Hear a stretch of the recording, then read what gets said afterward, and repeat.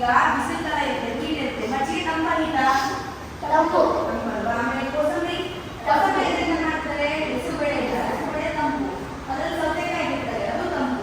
ಆಮೇಲೆ ಪಾನಕ ಮಾಡ್ತಾರೆ, ಇದರಿಂದ ನಿಂಬೆಹಣ್ಣಿಂದ ಮಾಡ್ತಾರೆ. ಮತ್ತೆ ನೀರು ಇನ್ನೊಂದು ಹಾಕ್ತಾರೆ, ಅದಕ್ಕೆ ಕರ್ಬೂಜ, ಏಲಕ್ಕಿ, ಬೆಲ್ಲ ಹಾಕಿ. ಇವಾಗ ನಾವು ರಾಮನವಮಿ ಮಾಡೋಣ.